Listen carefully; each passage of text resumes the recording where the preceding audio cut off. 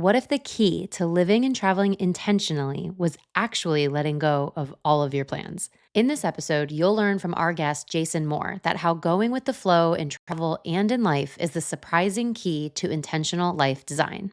In today's episode, we have Jason Moore here from one of the OG travel podcasts, Zero to Travel. Today, you'll discover why solo travel changes how you see yourself and the world, how to intentionally integrate what you love about other cultures into your daily life, and why you don't need to curate every second of your trip and your life. Today's guest, Jason Moore, shares thoughtful interviews, unconventional perspectives, and actionable advice to help you travel the world on your terms on his podcast, Zero to Travel, which has over 12 million downloads and was recently nominated for Best Travel Podcast. And I have been a listener of Jason's podcast for a long time, so I can vouch for just how spectacular his guests are, his interviewing skills, really great conversations. Jason's guests include everyone from travel icons like Rick Steves and Samantha Brown to New York Times bestselling authors, adventurers, and others who have just found a way to break free from the status quo and live a life that is true to themselves. You can listen to Zero to Travel wherever you get your podcast, and be sure to sign up for his newsletter in the show notes to stay up to date on his latest products launching soon. This episode is actually a part one of a two-part episode, so be sure to stick around next week to keep learning, growing, and laughing. There is a lot of laughing in these episodes. All right, let's dive in. Welcome to another episode of the Transform with Travel podcast. Thanks for tuning in. I am honestly so stoked for today because we are joined by Jason Moore, host of the Zero to Travel podcast. And when I say this is a bucket list moment for me, I really mean it, because I've been listening to Zero to Travel for years, and Jason is one of the true OGs of the podcast world. So I'm extremely grateful to have him here with us today to share his experiences and insight into the world of travel. So thank you for joining me today, Jason. Stop. No, I'm kidding. That was very kind. I was like, wait, what did I do? Yeah, OGs just means that I'm old. That's actually that. I'll just translate that for you right here. That's so No, funny. I appreciate the invite, and congrats on your podcast. And it's been awesome to check out, and I'm really excited to be a guest on it. So anybody listening, my goal here is to just walk away with at least one little nugget, whether it's like a mindset thing or a practical thing or whatever. I always like that as a listener, if I can walk away with something that's like, okay, cool, maybe I can use this in my life. So anyway, that's my goal here today. Yeah, I love that. Something tangible to walk away with. I think that's always like, oftentimes you listen to podcasts and sometimes it's like, wow, those were great ideas, but like, how do I actually do this in my real life? So I love that we're starting off with that. And Jason, so like, as I said, you've been in the podcast world for a long time. I've been listening to you for years. You've been inspiring people to travel on their own terms for over a decade now. For those who might not know you yet, what did initially spark that passion for travel and really deciding to go all in on travel as your career? Yeah, it was early on, I would say, traveling with my dad. Me and my dad and my sister going on camping trips, things like that. And it was not extravagant travel. There were people that went to my junior high and high school. We had a moment, kind of a weird moment when I was growing up, where we went to junior high school, and that's when like 3 surrounding area schools combined into one. Oh. And you know, your world's really small when you're younger, and we just thought kind of everybody was like us. And little did we know that the other parts of this county were extremely wealthy. So they would come back with, you know, turtlenecks from Breckenridge from their ski trip and all these. But these was like, going to Colorado would have been like going to the moon for me. You know, it was exotic. We were doing local trips. We were maybe doing a longer trip for us to go camping. We might be going to Virginia or something from Pennsylvania, where I grew up. But that was great. I mean, that was what introduced me to travel, was just the short trips, kind of the camping trips nearby, not too far, and just getting that taste of adventure. And then when I got older, I realized there is so much to see. And I started, now I'm dating myself, but when I was in school, in college at Penn State, I had some friends study abroad. They came back and they were starting to tell me about their adventures backpacking through Europe and things like that. And at the time, there weren't all these blogs and podcasts and things like that where you could read about other people's adventures. You just heard about it from people that were on them through word of mouth. And I got really intrigued, and I just got very excited about travel. So I eventually just decided, hey, this is something I want to do. I want to do more of this. Finished college and ended up kind of reverse engineering a job in travel. I found a job that required me to travel. that was the goal. I wanted to get out on the road, but I also needed to pay my college loans and stuff like that. I had $20,000 in student loans. And so that's what I did. So I found this gig as a touring manager for a charity event that was going to go to a different city every week. They faxed me the tour schedule. I'm like, I don't know what this is. Is this a scam? This is weird. We're going to different Kmart parking lots and setting up this race track for kids to race modified lawn tractors around. And it's all going to help a drug prevention charity locally in each community. I guess this is real. I'm going to go on this. And that was the thing. It went from the spark to the sort of ignited the flame. I was traveling around, getting paid to travel a whole $500 a week, which felt like making $1 million. Right. You know, I had a $30 a day per diem what I was getting for food. And we were just traveling around, going to a different city every week. And then after that, I took the money I saved and did a solo backpacking trip through Europe, which then just accelerated the whole travel thing. And then I was just, this is what I want to do. I just want to travel as much as possible and prioritize everything else around that. Yeah. I love that you mentioned that your initial start into travel was never anything extravagant, because I think oftentimes people, especially in a world of Instagram right now, which you were mentioning, you didn't have the blogs and the Instagram and all that, but now when people look at travel, they think that their little camping trip 2 hours away doesn't mean that it's real travel anymore, because you get to see someone's trip to Bhutan or you get to see somebody's trip to Bali.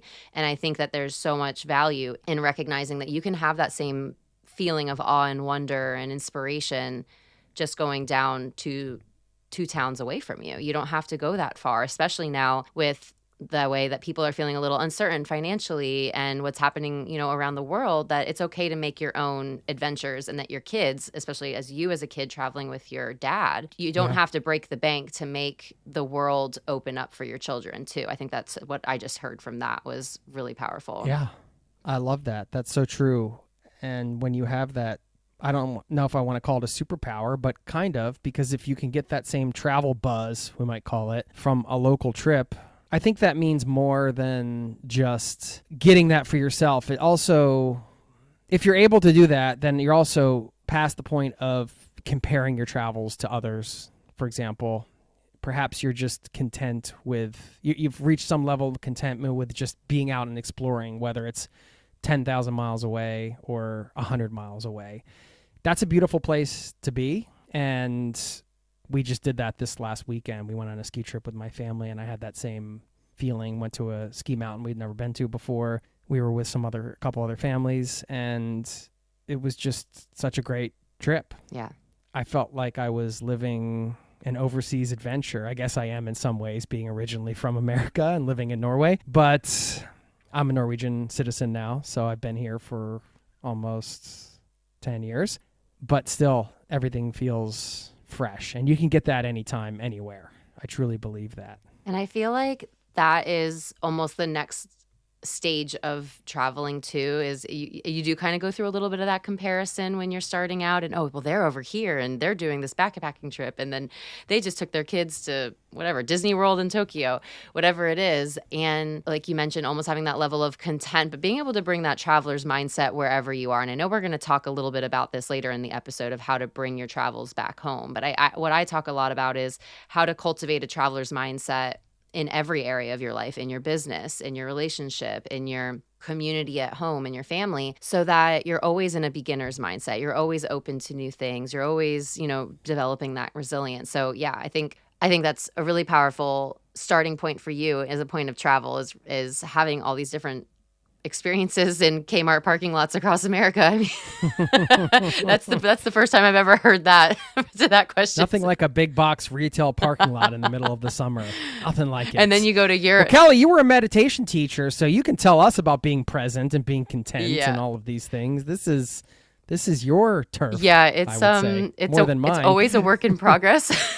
Especially with 2 young kids. You think you're like hit a level of meditation where you're like, okay, like I got this, and then you have children and you're like, oh shit. I have a lot to learn. So yeah. Oh my gosh. So you are the host of Zero to Travel, as I mentioned, and you have over 12 million downloads, which is like unreal to me, and such a thriving community, which is, I think, the more important part there. What's been the most surprising thing about building such a strong travel community and a travel business. I mean, I'm sure in the last decade alone, I mean, just 10 years ago, podcast host wasn't even a job title. So what have you like found that has shifted and changed over the years and over in the industry?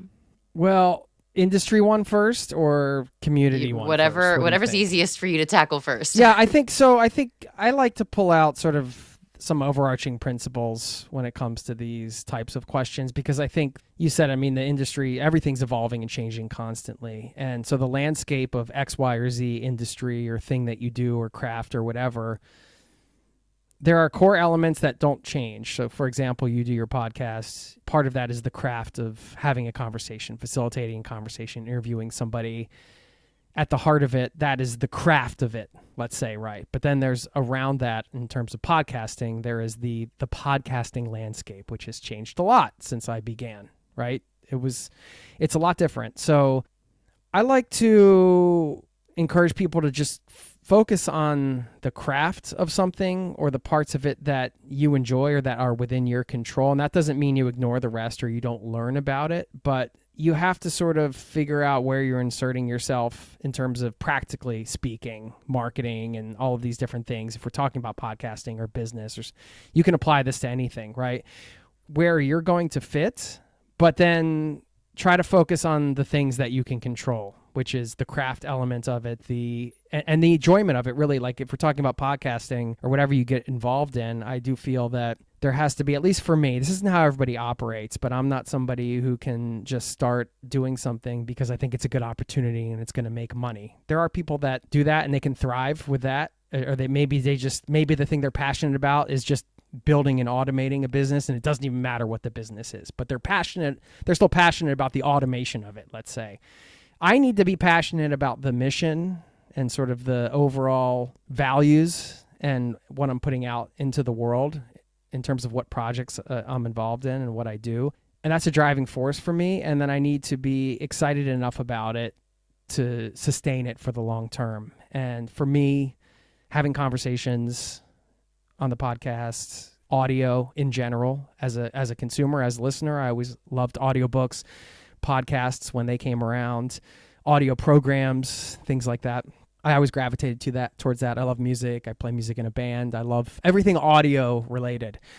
And so when I wanted to get into it, that was just a big passion for me. And that passion for that has carried me through. And so you have to be passionate about the thing you're doing, but also about the people you're serving. I think that's the sort of the twofold thing, and how you're going to provide value to them. And value doesn't necessarily mean it's going to be this practical, you have to do X, Y, and Z to do this sort of nonfiction, informative, how-to type of content that can just be entertainment or inspiration or whatever it is for who you are serving. But to understand what kind of value you're bringing in whatever form, I think is an important element, because ultimately you're going to wake up one day and you're not going to feel like doing a podcast. Maybe that day today was for you, Kelly. I don't know. You're just like, do I really have to talk to this guy today? But but there's definitely been times where I'm just like, how much can I really do? I've done like 1,000 of these. Can I do another one? But ultimately, yes, because I'll get an email from a listener. There's been a couple times where I don't know how much longer I can do this. Like I got to the sort of mental part where I'm like, I don't know, can I keep doing this? And then I would, like clockwork, I would get an email within, 12 hours of thinking that. And it would literally say the sentence, "Don't stop making this show." This happened like 2 or 3 times, oh my Kelly. Gosh. And so I just like, okay, this isn't about me. That's how you get out of your own way, is by putting the focus on other people, the people you're serving. Then you can go, oh, okay, this isn't about me. This is about them. So let me just get out of my way and focus on what matters, which is in the podcast case, it's the listeners, the community, and for other things you can insert whatever. Yeah. Yeah, I've only been doing this for almost 2 years now. And I think with any project, there's natural like ebbs and flows when you're working on something. But when it's like you mentioned, I have to have the mission attached to it. I know I just interviewed Yeah. Krishan Wright, who was also on your podcast, and she was talking about the mission of moving abroad, because that's her mission, is helping people move abroad. But her whole thing was like, you have to be so strong on your why, because there are going to be so many times when you're going to be like dragged through the dirt. Like, why am I still doing this? But if you have to have Yeah. that like beacon of why, so you can run towards something instead of running away from something. And I really appreciated her saying that. I know that since you have been doing this for, 10 years now, you cover a wide variety of really fascinating topics, which I really appreciate as a listener.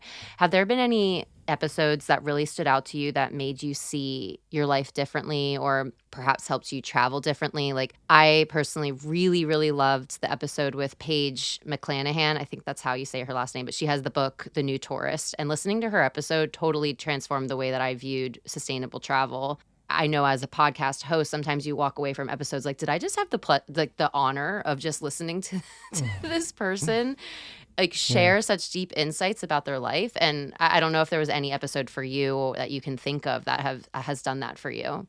Yeah, many, almost every single one, Yeah. I would say, in some Yeah. ways. It's just that it's an immediate thing where somebody will say something and I'll be like, oh, I want to try that out. This is a practical thing that I can try today. Or it might be more of a longer term type of commitment. I think with your listeners, well, a couple of episodes that I've personally enjoyed putting together and have been proud of are the ones that have taken years to put together. There are a few episodes like that. One, I interviewed this guy, Tom Tursich, who walked around the world. Oh, yeah.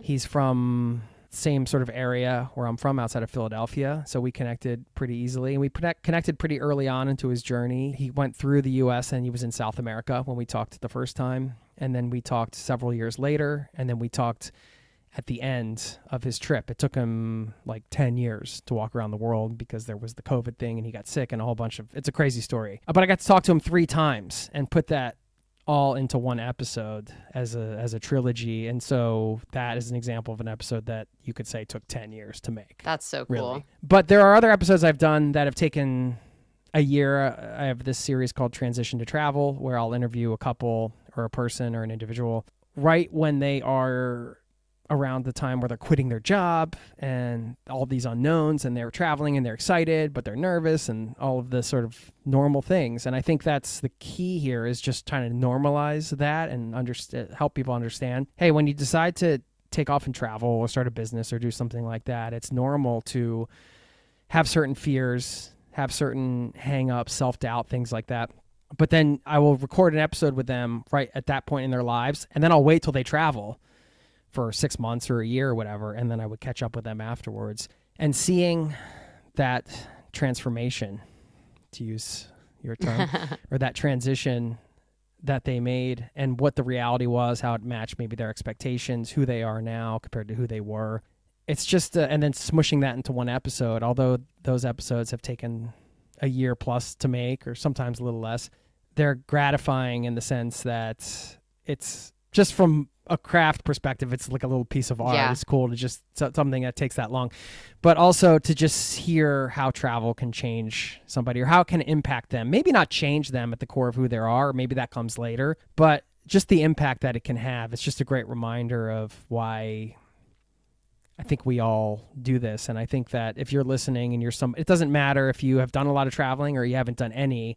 If you're listening to this show, you're probably somebody who feels in their heart and in their bones that travel should be a big part of their life in some way. Doesn't mean you have to be a digital nomad, or you don't have to do the things that everybody else is doing. You just aspire to the version of travel that you want to have for yourself, the vision that you have for yourself, and shoot for that. Don't compare it to other people's version of travel. And I think these episodes that I just pointed out are great reminders of the personal why for that each individual. And then also you can really see the impact of the travel that it had on that individual.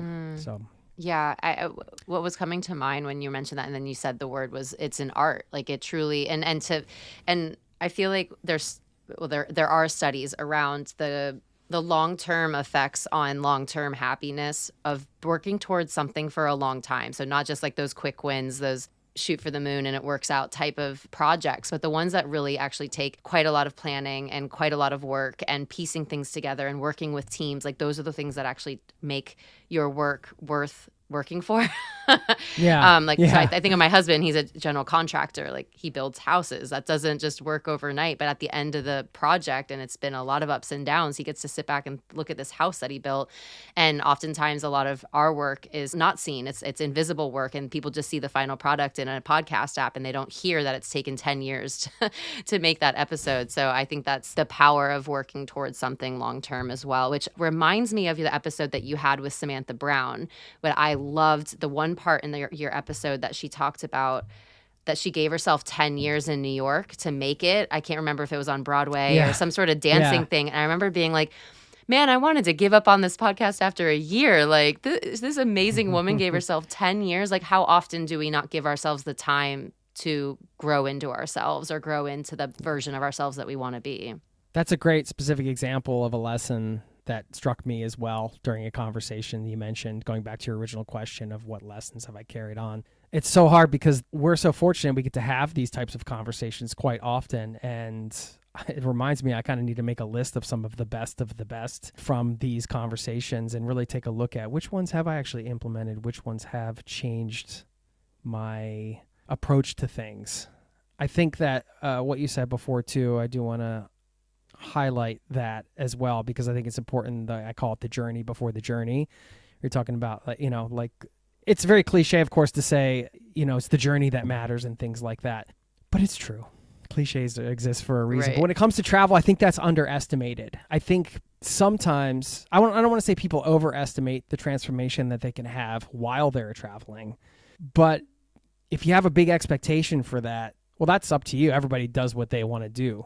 But I think it's nicer to go in open-minded instead of, okay, after this trip, I'm going to have all the answers, or I'm going to figure out my life or whatever. Then I'll be happy.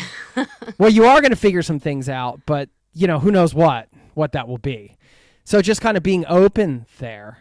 But the part that you're going to be forced to figure stuff out is the before travel part, the journey before the journey. And this often to me applies to people that, let's say there's somebody, it can be for shorter trips too, but let's say there's somebody that wants to take a year off to travel or even a summer off, right? Then that time leading up to that, you're going to be forced to answer a lot of big life questions just because you're choosing travel. And that might be, are we going to sell our home or are we going to rent it out? Am I going to try to keep this career am I going to ask for, a leave of absence? Do I even want this career, or am I just going to quit and try to come back to something later? You're forced to answer all these big life questions just by committing to a chunk of time to travel. And there are a load of benefits for that, I think, for that process. So although planning to say take a year off to travel can be scary and hard, and there are going to be a lot of these challenges, the value is actually in the challenges leading up to that year. Because once you get to the year of travel, that's almost the easy part, right? You've done so much hard work to get there. You've answered so many tough questions about your life. You've made sacrifices. You've gone deep. You've probably had the biggest highs and super lows, and you've faced doubts and all of these things. Now you're out on the road and you're living it. You did the hard part, Right. kind of. Yeah. Well, and also what came to mind was confronting a lot of generational potential conflicts, like dealing with grandparents or parents or family members, and kind of That the too. inner workings of families leading up to that. And I think it Will Smith, he's the one that said, whatever you want is on the other side of that fear. So it's like a lot of the challenge and the hard, like you said, is actually before. And then you get out there and you're like, wait a minute, this wasn't nearly as scary as I thought it was going to be. And you've done a lot of that, actually. You've road tripped across the US for 10 years. You live abroad now in Norway. You've hitchhiked around Scotland, 3.5 months in Patagonia. That's enough adventure for 10 different people's lifetimes, let alone one. Apart from the challenge of leading up to the challenge, or the journey before the journey, or the call to adventure, I guess you could say, what's some of the biggest lessons that you've learned from taking a lot of these quote unquote risks, I guess, and jetting off and doing your own thing and traveling and living that nomadic lifestyle? What have you learned through that process? I guess every time you would get a little bit deeper into the onion that is travel.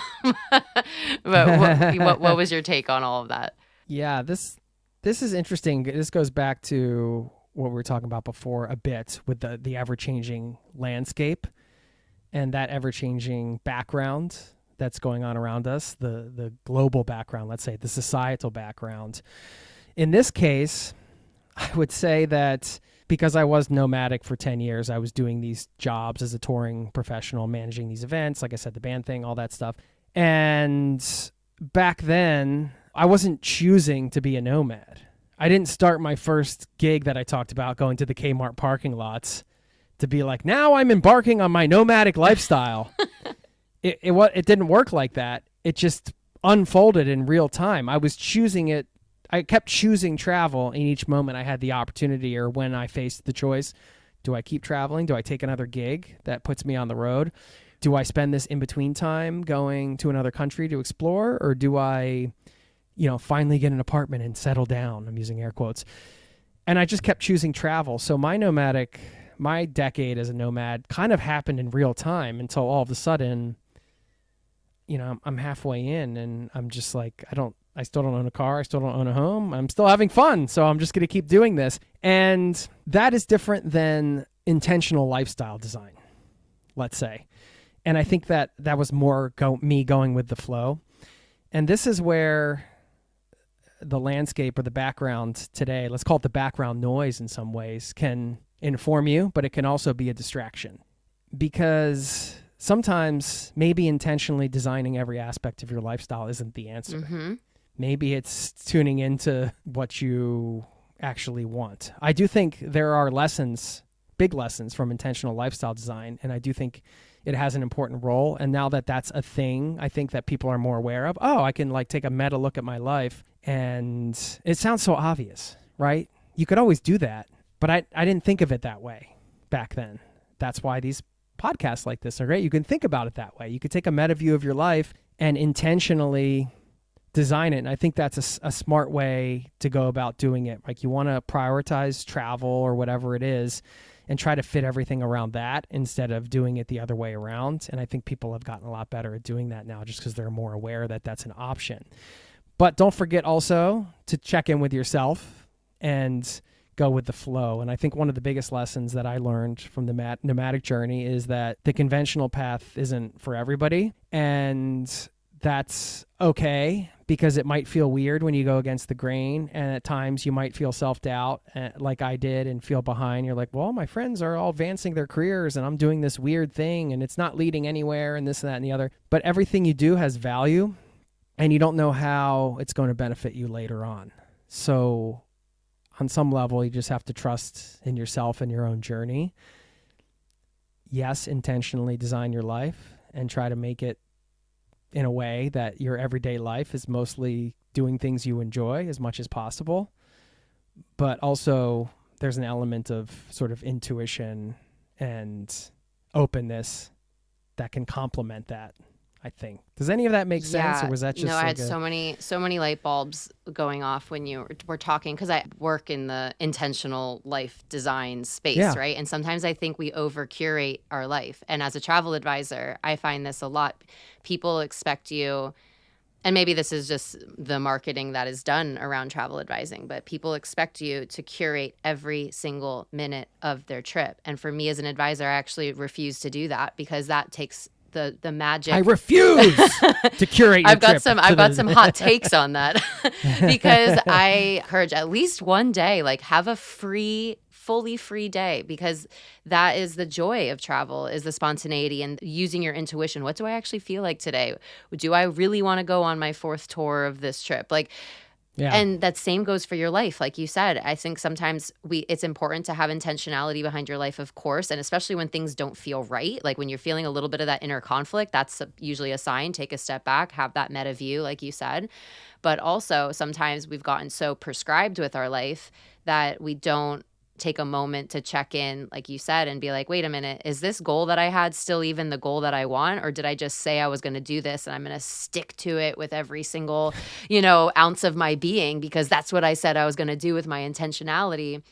So I think travel, and the way in which that you've traveled as well, Jason, I think gives you that reservoir of experience to lean back on that, like, okay, I didn't know where my next step was going to lead me, and it turned out pretty freaking cool. So I'm okay with a little bit of uncertainty. I'm okay with a little bit of risk. And every time you take those trips, a hiking trip or even just your first trip to the next state over, allows you to build that experience up, to realize that the flow is what life is all about. And there, you can have like structured flow if you really need to have a little bit more structure. But Yeah. yeah, that rang true and also resonated with my own experiences. Summertime and the living's easy, especially when you have Best Day Brewing packed in your cooler. Just because you're not drinking alcohol doesn't mean you have to miss out on creating core memories this summer. Beach time, boat days, dips in the lake, and so much more. That's where Best Day Brewing comes in. Brewed in Northern California and crafted for the doers, the trailblazers, the summertime warriors, the adventurers. Yes, that's you. Best Day creates the perfect non-alcoholic beer for life's special moments. And better yet, you can earn $2 back via PayPal or Venmo when you purchase one pack of Best Day Brewing at participating retailers from now until July 30th. Check the link in the show notes for more info on the program. Cheers to your best summer yet. You've had some pretty wild travel experiences for the average person. What was one of your most wildest experience that you might have ran into on the road? The 3.5 months in Patagonia seems pretty seems like you would have had some cool experiences. But what stands out to you when I say wild experience? Yeah, wild is a tricky word, I suppose. I suppose you use that intentionally. Well, getting to see the United States through all of the weird, wild ways, you could say, that I have seen them, driving around in a giant catmobile, for example, or, you know, this weird vehicle or that weird vehicle, and kind of being a moving show, I suppose, you know, doing the tour bus thing with the bands, going venue to venue, living that lifestyle, living the rock and roll touring lifestyle, living the event touring lifestyle. Those are all sort of distinctive ways to travel and to experience travel, I think. Through those experiences, you also end up in a lot of different types of neighborhoods and interacting with a lot of different types of people from all walks of life. And so my travels to the United States, that 10-year block, really opened my eyes to how varied and different humanity is, but how we all, you know, want the same things and kind of crave the same things. And, you know, people want to feed their families and have decent jobs and all that stuff that we know universally as travelers to be true. But getting to go into some of these different neighborhoods that I wasn't exposed to growing up in the suburbs of Philadelphia really taught me a lot of lessons. And then, yeah, I mean, wild stuff, you know, a lot of crazy outdoor adventures and things like that in Patagonia. You mentioned, you know, rafting on the Foodalafu, for example, when all the guides were debating about if they should go because it was so high that it was not safe, basically, but they took us anyway. And then they didn't raft the river again for weeks afterwards. Oh my God. I think we were the last trip to go because it was so dangerous. Things like that, or, you know, hiking through the mountains with a crappy guidebook mountain and not really knowing, or a crappy guidebook map and not really knowing where you're going, and having to, you know, get dropped off in a forest to go camping, but not really know how you're going to get out or back, stuff like that. Do you ever get flashbacks randomly from your travels and be like, how did I survive that? Like I get this one flashback of us rafting down Vang Vienne in Laos, and it got pitch black and we almost missed our, like, the jump off point, and this little random Lao man came out and was like, it's time to get out, it's time to get out. And like we like just like jumped off the raft. It's the pitch dark before you went over the waterfall. I get like random flashbacks like that of traveling all the time where I'm like, oh my God, what was I doing? Yeah. It's just, yeah. Like, thank God that guy came around and just said, get off the raft. Oh my God. Now. I love hearing stories like that. I was standing, I got to Buenos Aires for the first time, and you know how you are when you're completely jet lagged. It was like an all night thing, and you're there and you're so tired, but you're amped up. You get to the hostel, you meet a bunch of people. Next thing, I had this expat guy take me under his wing, and he's like, oh, we're all going to this concert tonight. And, you know, you're so sleep deprived and just out of it, but you're also in this new place and it's all energizing. And so I didn't take a nap or anything out all day, and then went with this whole crew to this Manu Chao concert. Have you ever heard of this band, Manu Chao? No. They are pretty internationally famous, I guess. I didn't really know their music at the time. Kind of like reggae, rock, whatever. And they're really like a band of the people. They're a band for everybody. Like that's one of their missions. They're kind of like they play in the streets. They're like it's meant for all people, not like rich people or that's their whole thing. And they have this whole community around that and everything. I didn't know any of this. So we got to the concert. We had this whole crew. Everybody had tickets except for me and this one guy. And we're walking there. And I'm like, I don't know if you can scalp tickets here. I don't know how this works. It was sold out.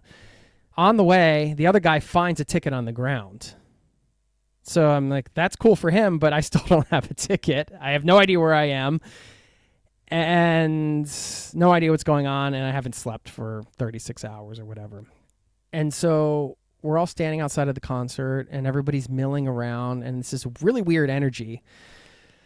But we're waiting for it to get started. I'm looking for tickets. Nobody's selling tickets, but everybody's just standing there. It doesn't seem like they have tickets, but nobody's selling them either. I'm talking like could have been 1,000 or 2,000 people or something like that. I didn't know anything. And all of a sudden, you hear the band. It was an outdoor venue. There was a line that would snake through to get to the ticket area, to get into the venue. And it was a security guard maybe every 15 feet in this bendy line. And the band strikes their first chord, and apparently there was a coordinated effort among the crowd that we were going to all crash the gates as soon as we heard the band start playing. And so all of a sudden, everybody just started bum rushing the gates. And my new buddy, the expat guy, just grabbed me by the collar and dragged me in to the bum rush. And it was one of those moments where, I mean, later on you think, you see on TV when there's some crazy soccer game and like there's this whole crowd going nuts or whatever. And you're like, why would you be in that crowd? This is so stupid. Who would be there? Why would you do that? And I was in that crowd, that person in that crowd doing the stupid thing and doing it. And so I'm trying to get through the line. And meanwhile, these poor hippies are getting punched out by security guards and getting by this one and that one. And it was crazy. It was just total mayhem. It sounds like my worst nightmare. Yeah, it was awful. But I felt so bad for these.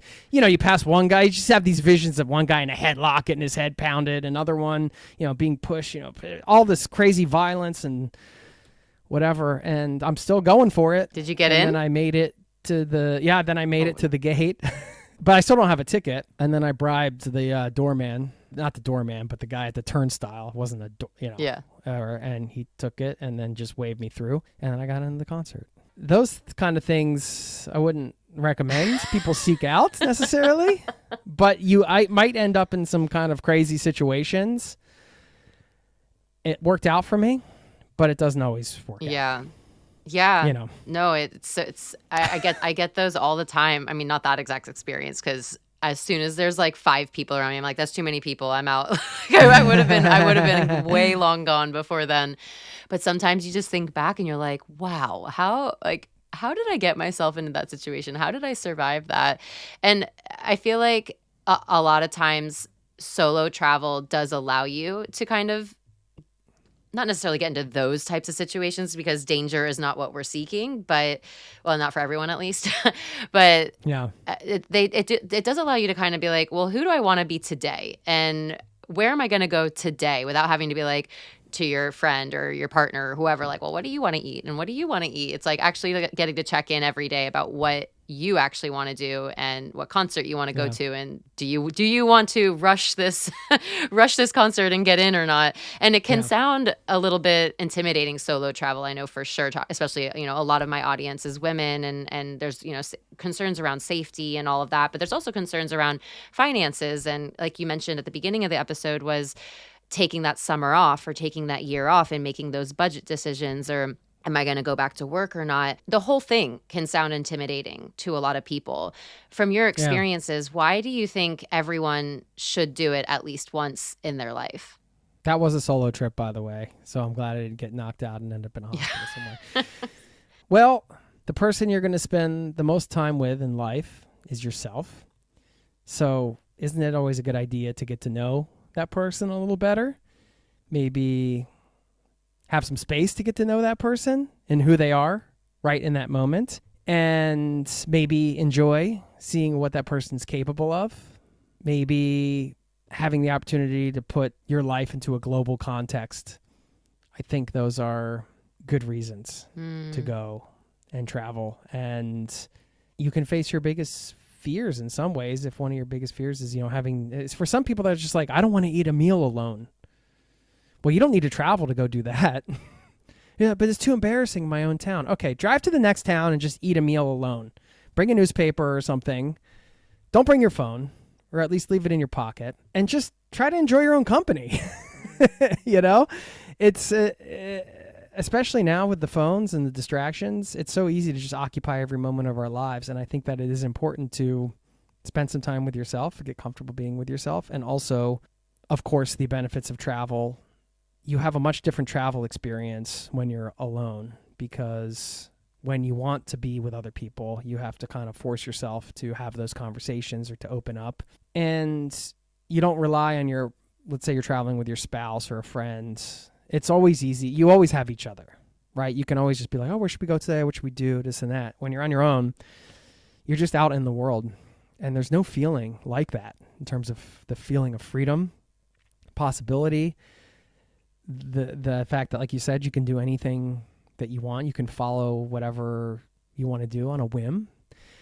And you're also going to have way different types of conversations. You're going to interact with different types of people. They're going to see you differently because you're alone. You could say sometimes for better, sometimes for worse. Again, I'm speaking from like the white male solo traveler perspective. So let's just be clear. I cannot speak to any other person's solo travel experience. And I understand that that's not going to be the same for everybody, depending on where you go and who you are and what types of situations you put yourself in. And I'm sure you've done a lot of sort of safety solo travel episodes and content and things like that. I think from that perspective, I would just say it's the basic, the times I've been in trouble or felt like I was in danger or like almost got mugged in Barcelona, for example, and we got out of this bad situation. It's because I was stupid. Because I was out at like 4 a.m. and wandering around through like a dark park area, Yeah.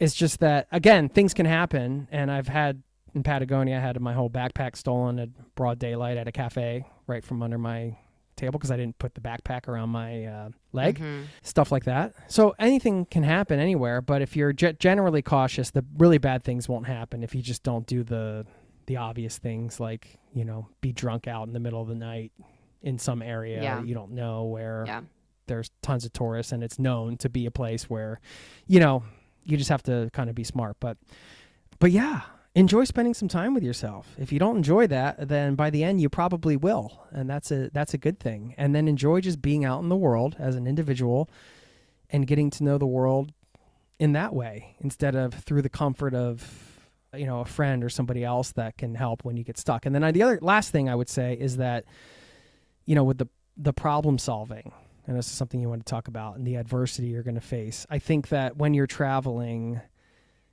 you face unavoidable problems, unavoidable challenges. You have to figure them out. Like the bus you were supposed to get on you didn't get there in time, or like the ticket didn't work for whatever reason. Okay, are you going to get on the next bus?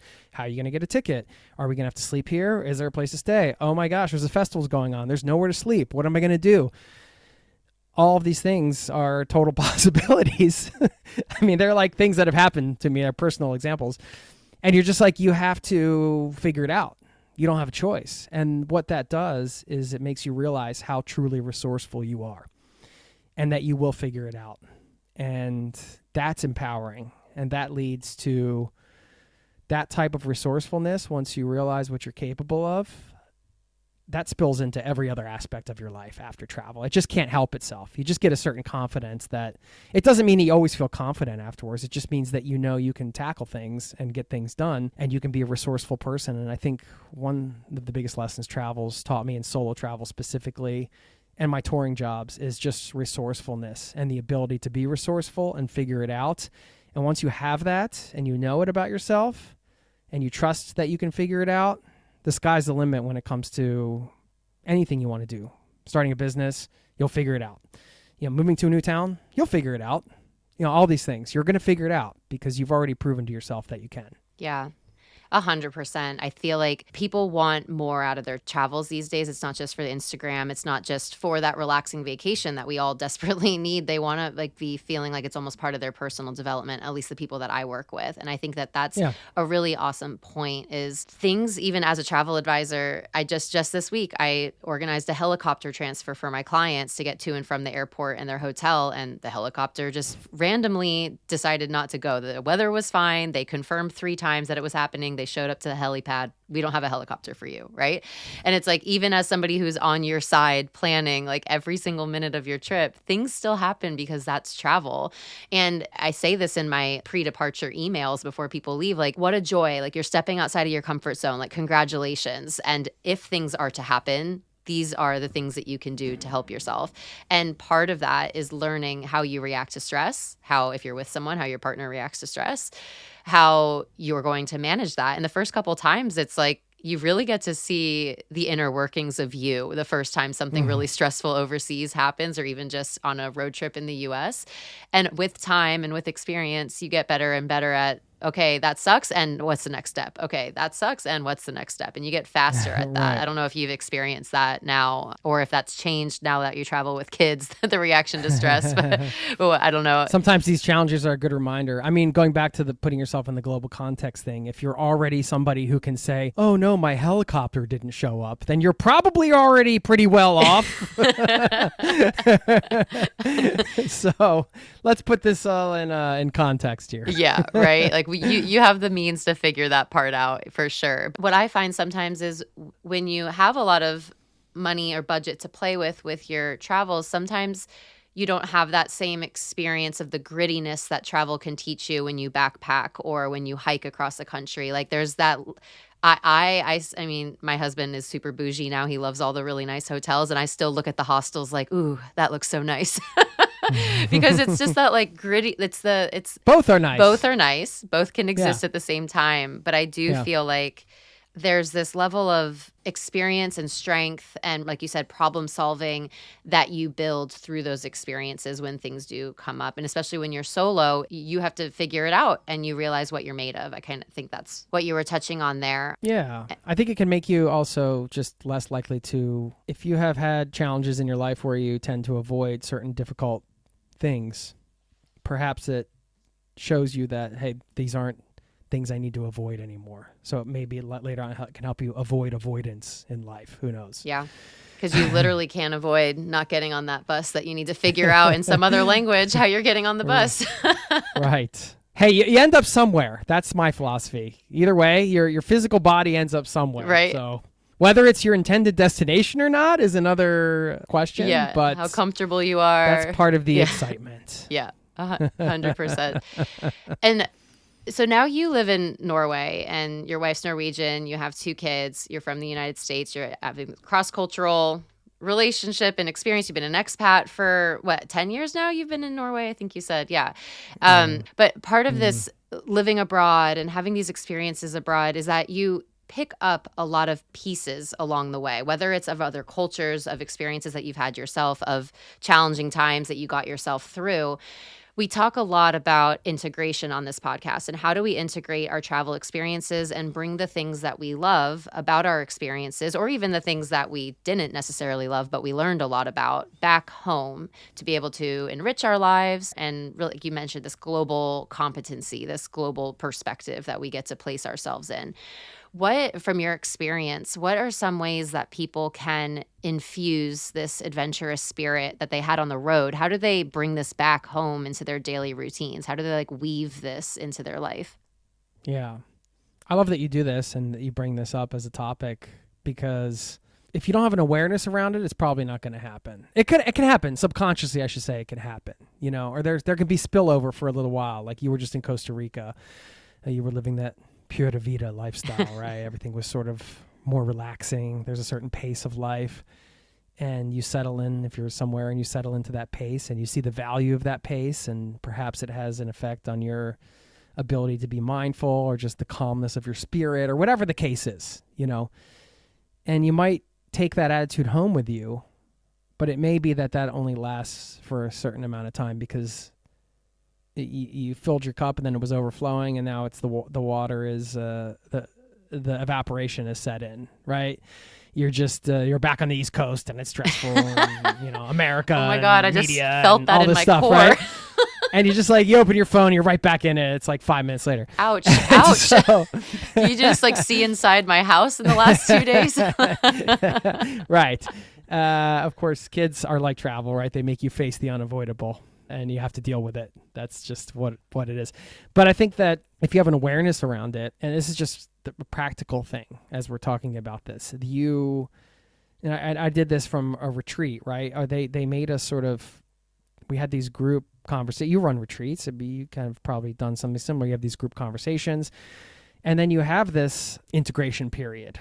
And then that's where you're either talking through with others who were on the experience with you. That could be a travel partner, a friend. I've never actually done it this way. Or you're doing it yourself, where you're journaling, or you're just writing down some of the lessons you learned or whatever.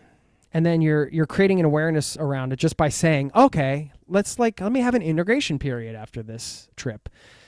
Okay, what did I learn? What are some things I can implement into my life that I learned that I liked? How can I implement them?